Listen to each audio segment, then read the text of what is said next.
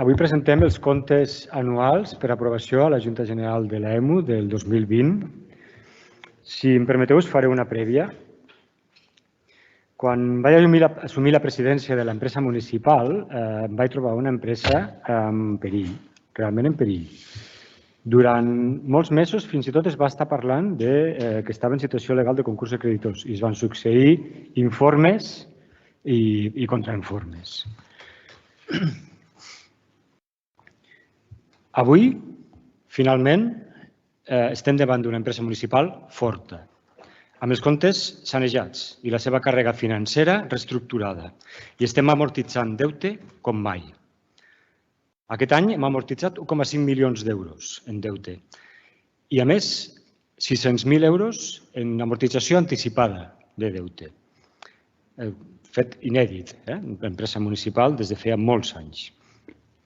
I l'any que ve està previst amortitzar molt més, fruit de la venda dels solars que s'han produït també aquest propi any. Estem davant dels millors resultats financers en una dècada amb aquesta empresa municipal, amb 885.892,43 euros que destinem de forma voluntària a donar, a reserva voluntària, a donar encara més solidesa a la situació comptable de l'empresa municipal. Us podria descriure les dades dels comptes que avui aprovem. Els balanços, les existències, l'esforç que s'ha fet amb la taxació de tots els solars i propietats de l'empresa municipal, l'augment dels fons propis en gairebé 1 milió d'euros, etc. Però els teniu tots a l'informe d'auditoria i als comptes que estan signats pel Consell d'Administració i que portem a aprovació a la Junta General. Però més que les dades comptables, el que m'agradaria parlar és el que reflecteixen aquests comptes, el que hi ha darrere. La gran feina que està fent l'empresa municipal gràcies a l'esforç i la dedicació de tot el personal que des d'aquí vull agrair profundament la dedicació i la tasca que fan diàriament tant la gent de l'empresa municipal com de l'oficina local d'habitatge. S'ha posat en marxa el servei d'assessorament judicial.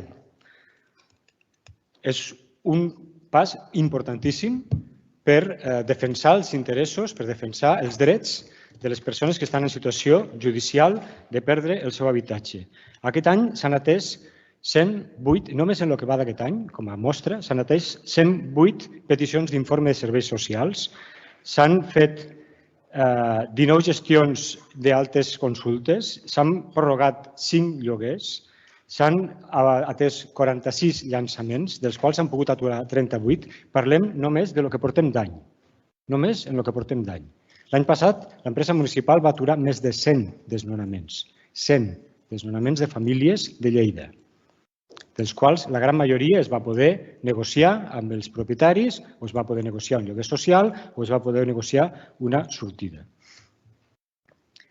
L'any 20 també es van preparar les bases per oferir el servei d'habitatge temporal per a temporers que estem posant en marxa aquest any, amb 104 places, amb 18 habitatges diferents.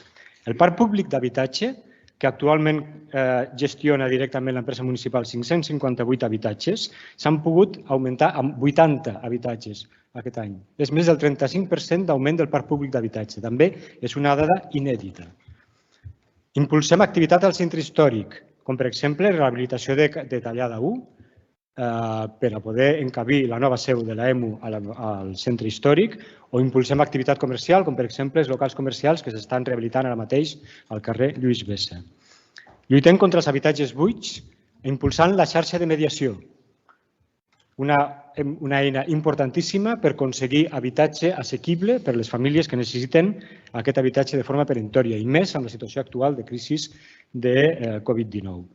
La gestió de l'oficina local d'habitatge ha sigut exemplar. L'any passat es van gestionar 1.844 expedients d'ajut a lloguer i aquest any s'estan treballant 2.150 expedients d'ajut a lloguer. Estan fent una feina realment espectacular. S'han impulsat noves formes d'habitatge com l'habitatge de masoveria. L'any passat van entregar 10 claus a 10 joves en situació de masoveria urbana. Impulsem l'habitatge cooperatiu.